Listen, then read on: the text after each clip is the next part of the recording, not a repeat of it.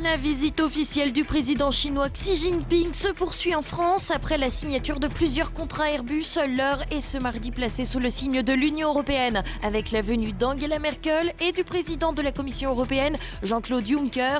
Une image d'Europe unie pour tirer les avantages du conflit sino-américain. Grosse flemme dans la fonction publique, c'est en tout cas ce qui vient à l'esprit lorsqu'on lit le rapport de l'inspection générale des finances sur les fonctionnaires. 30% des agents observés dans l'étude travaillent moins que le seuil légal de 35 heures par semaine. Un constat qui prouve avant tout les failles du système public. Soirée cauchemardesque pour Theresa May. Lundi soir, la Chambre des communes a voté un amendement contre la volonté du Premier ministre pour prendre l'initiative sur la mise en place des nouveaux accords sur le Brexit. Madame, Monsieur, bonsoir. Angela Merkel et Jean-Claude Juncker à la rescousse. À l'occasion du dernier jour de la visite d'État du président chinois en France, Emmanuel Macron a convié les deux ténors de l'Union européenne à l'Elysée. Le but, donner l'image d'une Europe unie pour enfin jouer dans la cour des grands. L'Europe face à l'Empire, voilà comment qualifier la visite d'État du président chinois en France. À l'occasion de la venue de Xi Jinping, Emmanuel Macron a mis les petits plats dans les grands afin d'appâter le chef d'État asiatique. Un accueil en grande pompe à la villa Kérilos à Beaulieu-sur-Mer dans les Alpes-Maritimes, suivi d'un dîner à l'Élysée en compagnie de 200 invités issus du monde politique, économique et culturel. Le locataire de l'Élysée ne comptait pas laisser passer sa chance face à la deuxième puissance mondiale. Ainsi, comme à chaque visite de chef d'État étranger, la venue de Xi Jinping n'a pas manqué à la règle des signatures de contrats juteux. En effet, les deux dirigeants ont finalisé pas moins de 14 accords. Parmi eux, l'accord général signé entre la holding China Aviation Supplies et Airbus pour 300 appareils, 290 A380 et 10 A350. Cet accord vient ajouter plus d'une centaine d'appareils à la commande de 184 moyens courriers A320 qu'Emmanuel Macron avait annoncé lors de sa visite à Pékin en janvier 2018 et qui restait à finaliser. La conclusion aujourd'hui d'un grand contrat en matière d'A320 et gros porteurs A350 est une avancée importante et un excellent signal dans le contexte actuel. Et je dois le dire dans la droite ligne de ce que vous m'aviez dit en janvier 2018 et donc de la force et de la fiabilité des échanges que nous avons nourris.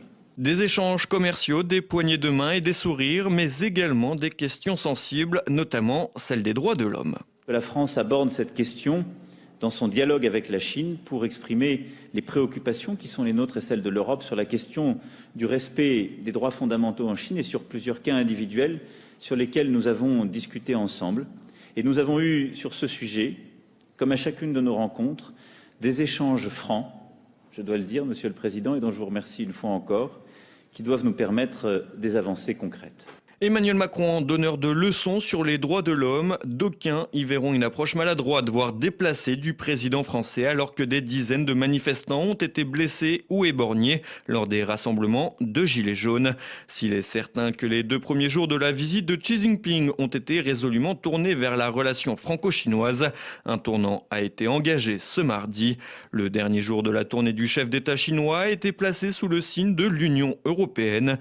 Ainsi, Emmanuel Macron a convié la chancelière allemande Angela Merkel et le président de la Commission européenne Jean-Claude Juncker. Une intervention européenne aussi grossière qu'inattendue alors qu'il s'agit précisément d'une visite en France et non à Bruxelles. Une façon également de faire une nouvelle fois la part belle aux voisins allemands, pas prévue initialement dans le protocole du président chinois. Cependant, cette configuration inédite témoigne d'une chose, la fébrilité d'Emmanuel Macron et plus largement de l'Union européenne face aux géants mondiaux. En effet, l'organisation européenne se sent prise en tenaille entre Donald Trump et son approche contractuelle des relations internationales d'un côté et l'expansion chinoise incarnée par son projet de nouvelle route de la soie et ses investissements massifs un peu partout dans le monde et en Europe. Notons d'ailleurs que le principal événement du voyage chinois résidait dans les accords signés avec l'Italie il y a quelques jours. L'enjeu de la réunion qui précède le prochain sommet UE-Chine du 9 avril à Bruxelles est double pour le vieux continent. Se poser s'isoler face à la Chine en interlocuteur crédible et d'autre part d'essayer d'unifier une Europe divisée pour faire face aux appétits de Pékin que la Commission européenne qualifie de rival systémique.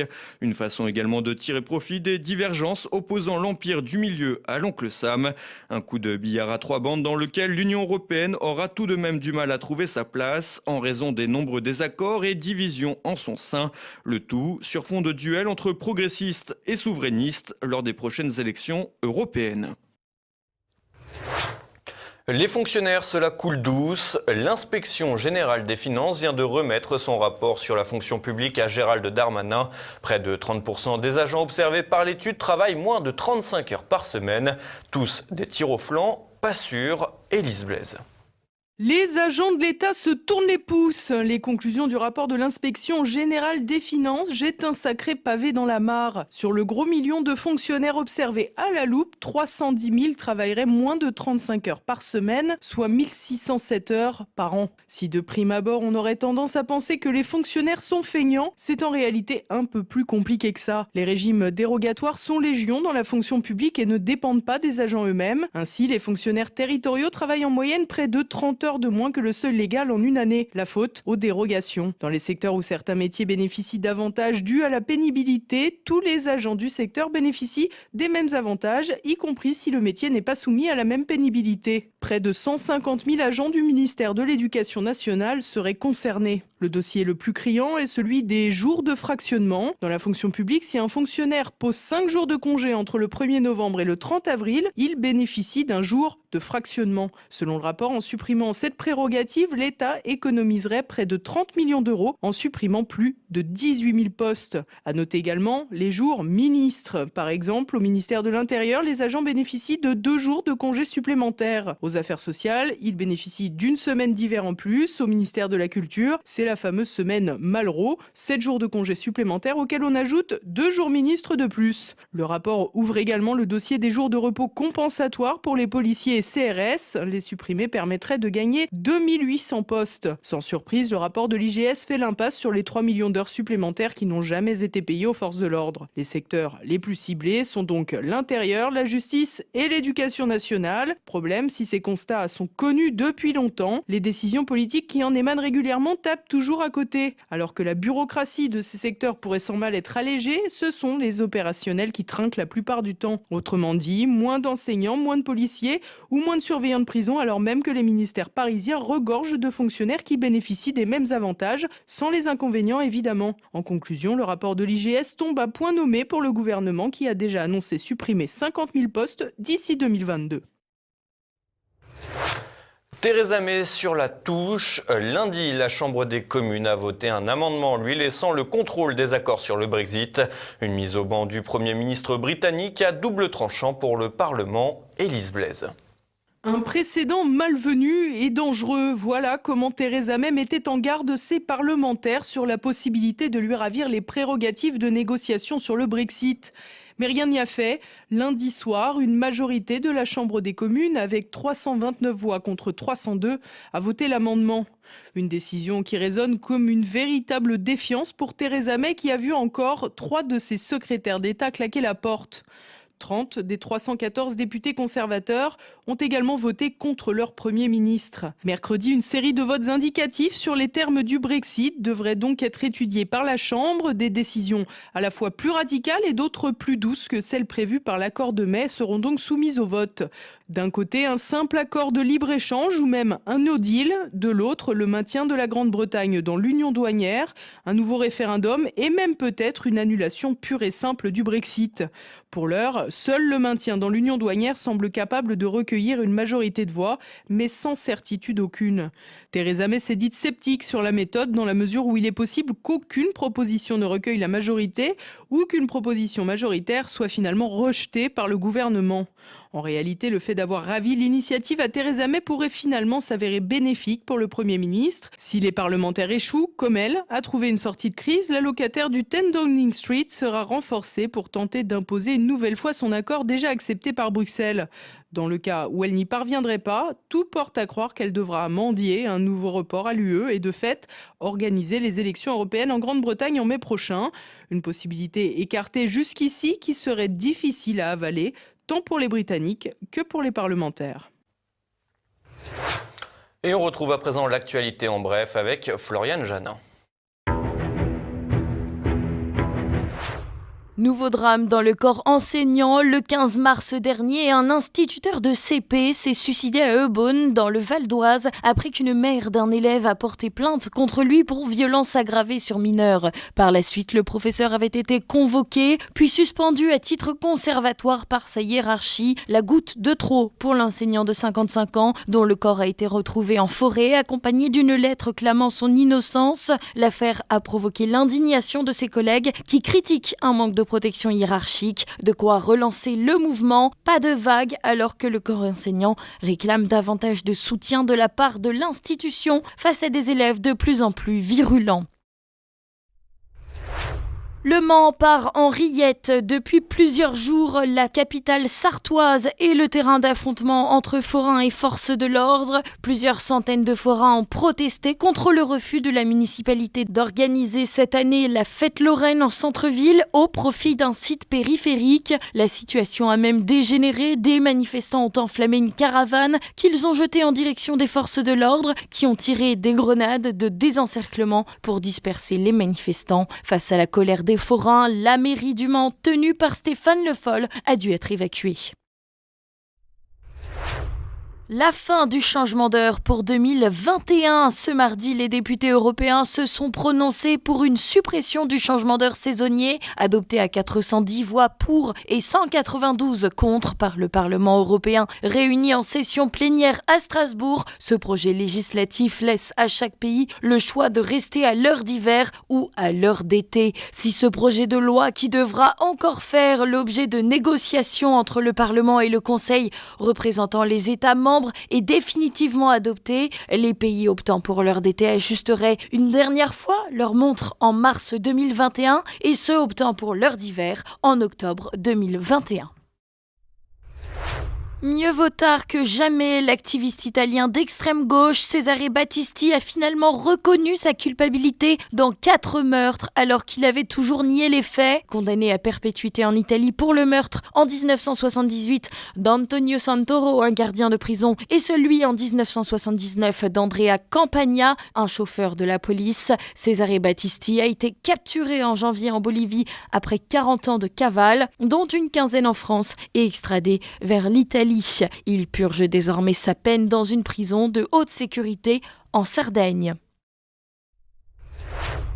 Un cochon star de la peinture en Afrique du Sud, une truie appelée Picasso, a développé un certain talent artistique à tel point que le célèbre horloger suisse Swatch a fait appel à ses talents de peintre pour une édition limitée à l'occasion de l'année du cochon.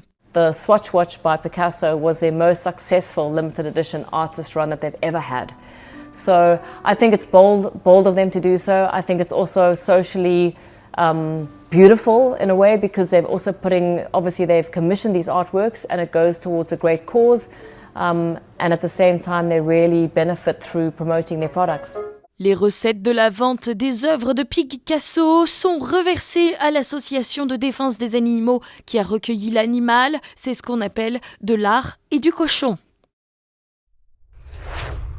Une fin de semaine pour aider les chrétiens d'Orient alors que la Syrie est en passe d'en finir avec l'État islamique. L'association ne s'arrête pas pour autant. Prochain rendez-vous samedi pour un concert caritatif. Camille Vautier, porte-parole de l'association, nous explique.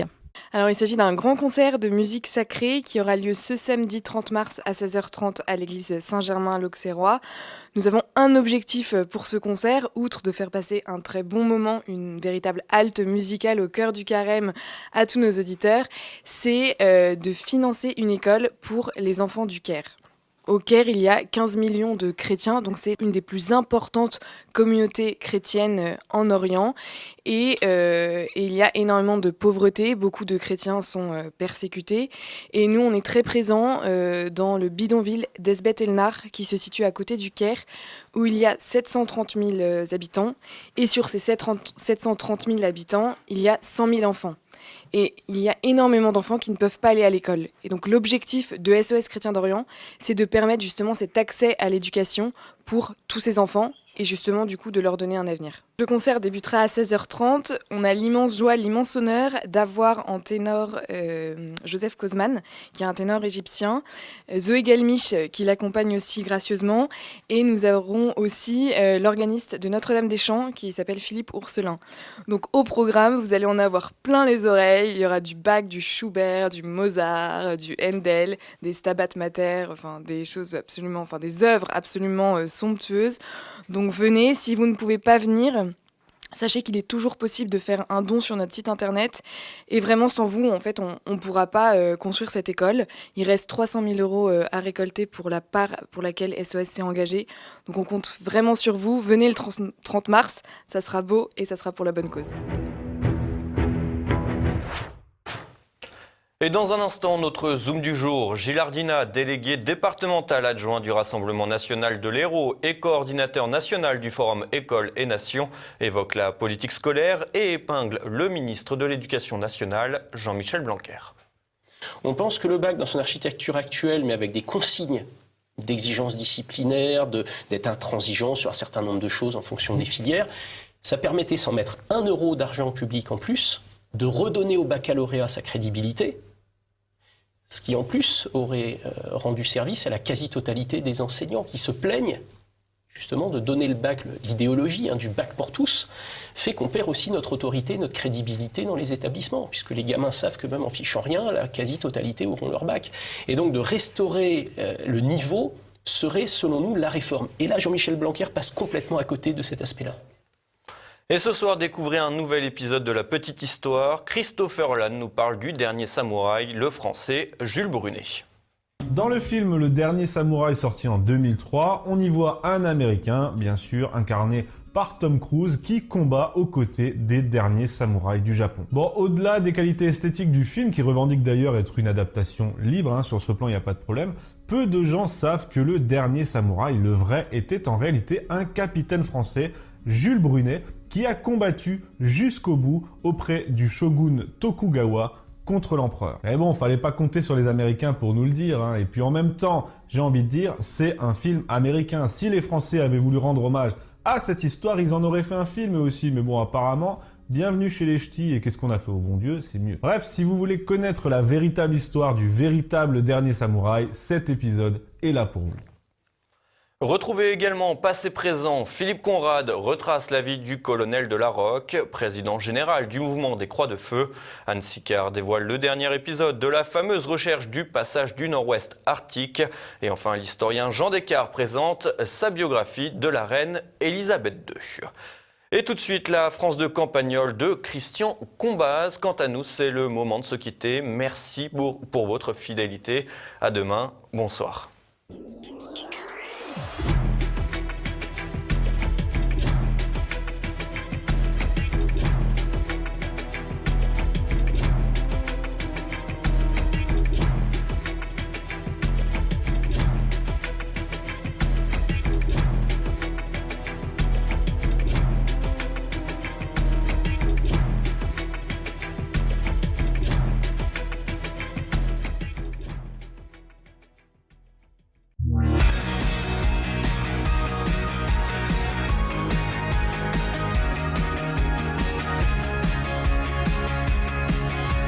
Vous savez que dans la région de Campagnol, nous avons toujours eu pas mal de militaires à cause du camp voisin et de gendarmes retraités, parce que pendant des années, il y avait une gendarmerie dans un village pas très loin, une gendarmerie qui a fermé depuis, mais que les anciens gendarmes du coin, après diverses affectations depuis 20 ans, aiment toujours bien, et ils ont gardé à tel point la nostalgie de la région que nous envoyons souvent un ou deux passer et repasser en famille, sans compter un troisième qui, lui, a carrément acheté une maison. C'est lui qui me disait, il y a 2 ou 3 ans, qu'en matière d'alcoolémie, lui et son équipe, laissaient passer les 3/4 des gens connus pour alcoolémie, et surtout qu'ils oubliaient de regarder le contrôle technique, parce que sans ça, on mettait par terre financièrement la plupart de ces gens qui n'avaient pas de travail. Mais c'est lui aussi qui me disait que lorsque la gendarmerie avait quelqu'un dans le nez pour une autre raison, il était sûr de se faire coincer, ce quelqu'un, pour défaut de ceinture, parce que la dictature, m'a-t-il dit, ça commence quand tu appliques la loi seulement à ceux que tu ne peux pas supporter. Et Dieu sait qu'on l'a fait souvent. Mais il ajoute, ça n'a jamais atteint des proportions aussi graves qu'aujourd'hui. Il est retraité naturellement, mais quand il veut faire passer une vérité, il dit toujours il emploie toujours l'expression « des collègues m'ont dit ». Il faut savoir que la gendarmerie est divisée en ce moment en deux courants, les gendarmes qui sont complices de toutes les combines du pouvoir et ceux qui s'entendent pour lui résister en douce. Là, quand il dit « des collègues m'ont raconté », il faut comprendre que des collègues outrés par ce qui se passe lui ont raconté comment ça se passe. Et que se passe-t-il ? Son histoire concerne les gilets jaunes, figurez-vous, et le fameux grand débat qui, selon lui, est un piège à con, mais un piège physique. Pourquoi physique ? Parce qu'il me dit que ça sert notamment à attirer, à identifier et ensuite à martyriser les gilets jaunes qui se seraient déclarés pendant une séance bien calibrée avec le député local et qui auraient posé par exemple des questions gênantes. Il y en a eu deux comme ça qui ont osé sortir leurs gilets jaunes malgré la fouille pendant le débat et qui ont coincé le député sous des enregistrements de téléphone portable en posant leurs questions sur le référendum, les grands travaux de la région, etc. Et ça a fait désordre. Eh bien le lendemain, me raconte cet ancien gendarme, les deux mecs sont ramassés soi-disant au hasard dans une manifestation. Le surlendemain, on vient contrôler l'un des deux et lui seul au milieu d'un rond-point. Une semaine plus tard, dans la ville voisine, le même mec va chercher sa voiture dans un parking souterrain, arrêté dès qu'il monte dans le véhicule, souffler dans le ballon, il ne souffle pas assez fort, coup classique, au lieu de l'emmener pour une prise de sang, retrait de permis immédiat, 6 mois. Convocation au tribunal, mais dans plusieurs mois. Donc le pauvre gars habite une ferme isolée, il peut plus sortir. Du coup, évidemment, il participe plus aux manifestations dans le département. Eh bien, c'est ça le but. Quand tu y réfléchis, me dit-il, le parti au pouvoir quadrille littéralement la vie sociale depuis plusieurs semaines pour mettre à genoux tous les possibles meneurs, comme dans n'importe quelle dictature du genre Biélorussie ou Azerbaïdjan. Mais moi, je peux te dire, en tant qu'ancien gradé, que ça, c'est la porte ouverte à toutes les vengeances anonymes, à la résistance, au sabotage. Ils se sont pas aperçus d'un truc, c'est qu'en ne jouant pas le jeu de la démocratie, en attirant les gens pour des débats, alors que l'un des buts, c'est de les isoler et de les ficher et de les intimider après, eh bien, les gens du gouvernement sont devenus complètement cinglés, car c'est la porte ouverte à la résistance clandestine, le visage découvert, apparemment, ça ne paye plus. Il peut même ruiner ta vie, donc tu continues à agir, mais masqué. Et là, tu dérives inévitablement vers une situation de type OAS ou à la guyanaise. J'ai un collègue qui a passé 3 ans là-bas. La nuit, tu avais des types qui étaient boutiquiers ou garagistes et qui se mettaient un masque pour aller bastonner la racaille.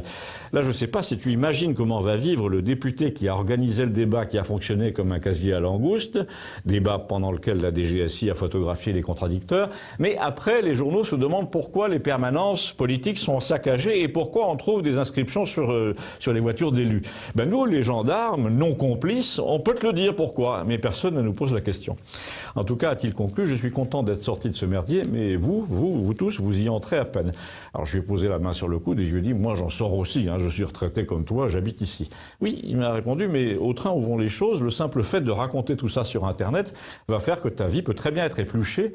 Je lui ai dit, je ne bois pas, ma voiture est en règle, j'ai 65 ans, je vis à la campagne, ça va être dur de trouver un truc. Et là, cet ancien gendarme m'a répondu, quand ils veulent faire taire quelqu'un, crois-moi, ils trouvent toujours un truc. Il fallait pas les élire. Maintenant, ils s'accrochent en changeant les lois à volonté et à leur bénéfice, il va falloir les chasser. Bon, eh bien, au moins c'est clair ce qu'il a dit, mais c'est pas rassurant. Abonnez-vous quand même, ça peut être utile, on ne sait jamais.